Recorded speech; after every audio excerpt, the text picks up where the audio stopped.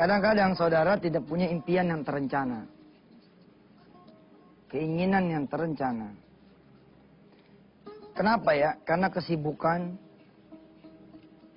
Dia workaholic. Workaholic ini candu kerja gitu. Ya? Padat jadwalnya. Hingga kemudian dia lupa. Lupa apa? Lupa akan umur. Makin lama makin bergerak ke arah 40. Tapi nggak usah kecewa. Insya Allah Allah pasti akan kabar bila mana saudara kemudian ya punya keinginan. Mau meminta pada Allah dan bergerak. Ketika seseorang kemudian udah mulai umur-umur 20-an. Dia mulai merencanakan begini. I'm going married. Nanti saya mau nikah umur 30. Nah, itu namanya impian yang terencana. Tahu? Itu namanya keinginan yang terencana. Ada. Tapi ada orang-orang yang ngalir aja gitu. Ngalir. Insya Allah sih kalau udah ketetapan Allah kan siapa juga yang bisa kemudian menolak. Tapi lebih hebat bila mana saudara ada sesuatu gitu. Dulu saya pengen nikah muda. Kecapean tuh. Malah istri saya kemudaan. Saya 23, istri saya 14 tahun. Tapi emang pengen gitu, cita-cita tuh kawin muda. Kawin muda tuh cita-cita hebat. Daripada ente, kawin muda nggak mau, tapi kerjanya zina mulu. Yang begitu, ya. Sekolah tinggi penting, tapi jaga diri penting. Jangan sampai sekolah tinggi pada apa jadi gimana gitu sama nikah muda tuh kayaknya males banget dah gue. Nikah muda kayak apaan aja. Tapi zina mau gitu. Kan nggak benar juga. Nyatanya istri saya sekarang kuliah juga, alhamdulillah gitu. Pada waktu saya nikah dulu 14 tahun, dia masih SMP. Saya masih ingat tuh. Saya begitu nikah, itu kan di paruh kedua istri saya SMP ya. Begitu nikah saya kemudian berangkat ke situ Bondo, Jawa Timur untuk ceramah. Istri saya dengan pakaian putih abu-abunya itu, biru. Putih biru bukan pakaian SMA, putih biru. Itu nganterin saya ke apa namanya? Stasiun Kalideres. Saya diantar tuh sama istri saya naik angkot itu ke stasiun, subhanallah. Terus istri saya nungguin abangnya nih pergi berangkat nih kereta. Udah gitu kereta nggak berangkat lagi. Aduh, subhanallah kenangan tuh. Begitu kereta jalan nih jek. Saya ngeliat istri saya gitu. Dia nangis, ya Allah. Dia bilang masih SMP udah kawinin. Ya mudah-mudahan dah. Sabar, saya doain, mudah-mudahan sabar, ikhlas. Nah, saat itu tuh waktu itu ujian. Jadi begitu nganter saya, dia pergi ke sekolah untuk kemudian berangkat ikut tes ya sekolahnya. Ada yang terencana, ada keinginan yang terencana, ada impian yang terencana, ada keinginan yang terencana. Saya ini kan sebenarnya sama aja sama haji gitu loh, sama pengen punya rumah gitu. Jangan biarkan hidup ini mengalir gitu juga gitu. Nggak bagus juga gitu. Harus ada step-step yang kemudian saudara stepping stone ya. Kalau kata orang-orang tuh ya, stepping stone, step stone atau apalah gitu. Ya. Batu yang tonggak gitu ya. Mau apa sih? Mau ini, mau begini gitu. Sampai saudara nanti meng-cross. Oh ini alhamdulillah sudah. Oh ini belum. Oh tapi sini udah nih. Oh ini belum gitu. Terus itu sampai kemudian ya Allah mengajarkan cita-cita yang paling luhur tinggi adalah kita kepengen jannah. Kita kepengen surganya Allah subhanahu wa ta'ala. Ini sebagai sebuah cita-cita yang luhur. Kita pengen mardatillah. Kita pengen keriduan Allah. Kita pengen syafaat min Rasulillah. Ya, sangat oke, bagus itu. Nah, saudara punya cita-cita nih. Nyempian. Bagaimana kaitannya dengan pelajaran kita tentang yakin? Jangan sampai kehilangan keyakinan saudara gitu. Apa kata saudara? Kalau saya udah 40 Ustaz. Nggak mungkin deh dapat yang 30. Nggak tahu yang malah dapat yang 25. Banyak loh hidup ini yang begitu banyak sekali gitu. Nggak usah apalah. Allah juga bisa bikin awet muda seseorang kan. 40 tapi cita rasa 25. Apa yang maksudnya tuh cita rasa urusan? 40 tapi kelihatannya masih kekasihnya tuh udah kayak 25 aja udah. Pokoknya oke dah. Pokoknya empok paling top dah. Udah nikah aja panggilannya empok. Ini tuan dia. Tapi nggak apa-apa gitu loh. Jangan berkurang keyakinan. Dan Allah adalah pemasang pasangan yang adil seadil-adil insya Allah. Saudara akan dipertemukannya. Pertama yakin dulu tuh. Saya tahun ini Ustaz deh, doain Ustaz deh, insya Allah Ustaz deh. Ya yakin insya Allah, yakin. Bagaimana nanti kalau tahun ini enggak, jangan ngomong gimana dulu, tahun ini aja belum berakhir. Ntar aja tuh mah. Yakin aja dulu dah, pokoknya yakin dulu. Itu namanya tuh aktualisasi mimpi dan keyakinan itu loh. Anda meyakini bahwa Anda bisa menikah, begitu kata mereka-mereka, maka Anda akan menikah. Jika Anda yakin Anda nggak bakal laku, Anda jelek, Anda pendek, Anda gudukan, Anda punya tumor, Anda udah makin kemudian tidak akan ada yang merawat Anda. Makin tidak ada pasangan, padahal nggak begitu urusan Allah. Masa kita yang bertuhan Allah tidak boleh ngomong seperti ini? Bila mana Anda yakin Allah akan menikahkan Anda, maka Anda akan menikah. Subhanallah. Yang kemana-mana pemirsa. Insya Allah kita lanjutkan yang menarik ini. Baik, kita sekarang bicara aktualisasi, visualisasi dan connecting. Gimana tuh untuk urusan perjodohan? Untuk urusan perjodohan sebenarnya sih karena ini adalah peristiwa sehari-hari, saudara relatif lebih gampang lah. Lebih gampang gimana? Ini kan bukan peristiwa yang aneh di Indonesia gitu. Insya Allah lah dalam 1 tahun tetangga 1 gang itu ada yang menikah. Nah begitu ada yang menikah itu momen buat saudara semua. Paham? Jangan di rumah, pergi ke sana. Bantuin ngupasin bawang kah? Menjadi kemudian penerima tamu kah? Setiap ada tamu yang datang, selamat datang Pak, saya juga belum nikah. Terus ada orang datang begitu, insya Allah ngerecokin orang yang ngawin. Ya nggak usah lah ngomongnya sama Allah aja, ntar Allah submit ya. Allah transfer lagi ke bawah, ke langitnya, ke dunianya. Nanti ada seseorang yang nanya,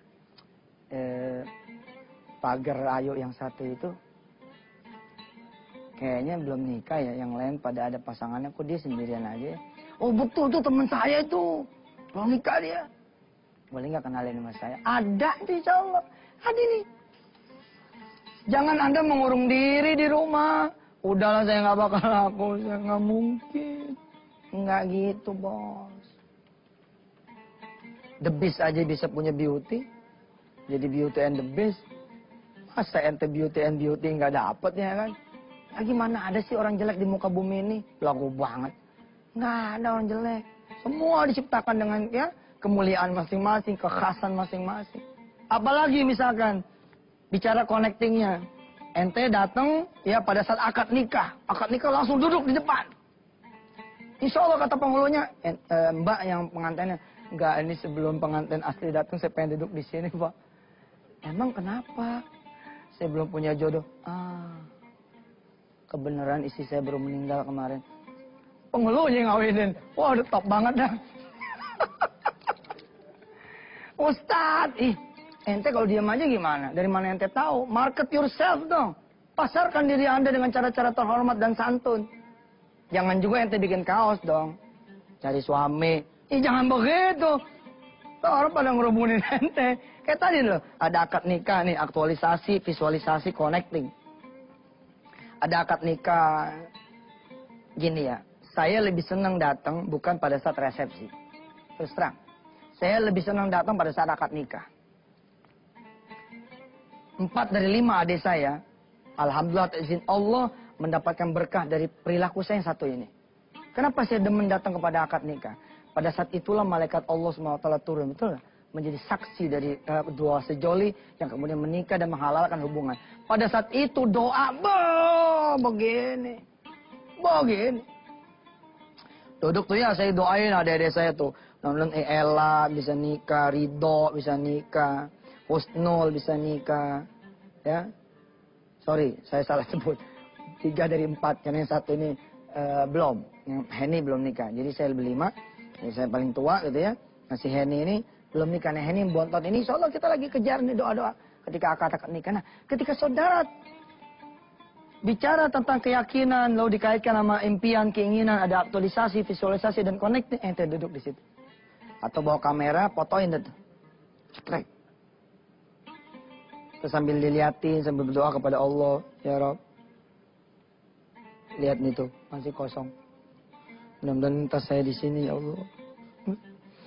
Begitu si pengantin datang gitu ya. Pengantin mempelai pria datang, duduk di singgasana akad nikah gitu. Kita membayangkan kita yang ada di situ, ya Allah. Insya Allah tuh udah deket tuh. Udah deket. Kalau Anda menangis, meratap gitu ya. Aduh, emaknya bingung. Apa sih lo adu-aduan dulu sama Puyang? Dengar lu adu-aduan dulu. Ma, Puyang, ma. Enggak bagus. Begitu gunda gulana, berangkat ngambil air wudhu. Gelar sejadah, saat. Jadi lo orang yang berbahagia, ada undangan pernikahan. Wah ya Allah. Ini. Kalau mau lebih konyol lagi dikit. Apa konyolnya? Bikin aja surat undangan.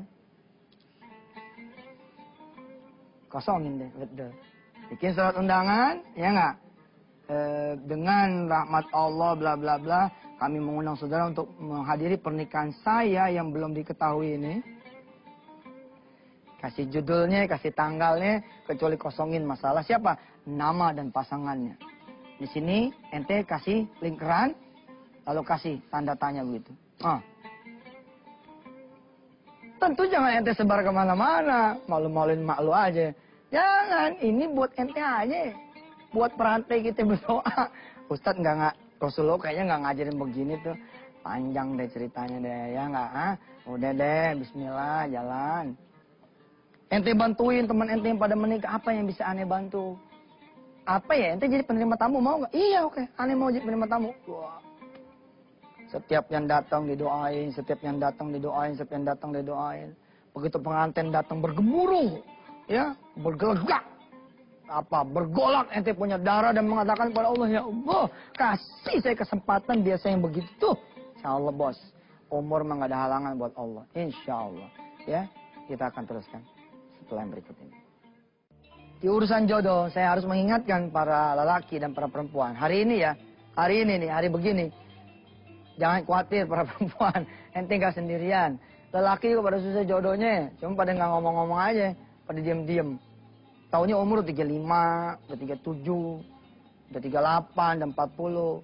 Nah saya katakan kepada saudara semua, nanti sama dengan haji yang akan kita omongin nanti di berikutnya. Kadang-kadang kenapa juga misalkan orang tuh tidak berhaji ke Baitullahal Haram, tidak pergi umroh. Bagaimana ente bisa diberangkatkan Allah? Keinginan aja nggak ada. Kertak hati gitu pengen ada di depan Ka'bah nggak ada. Ente sepi, kosong gitu. Nggak ada kepengennya. Allahumma sholli ala Muhammad. Hokam, bagaimana mungkin? Dia asik bekerja, mau nih karirnya, ikut sana, ikut sini, organisasi sana, organisasi ini.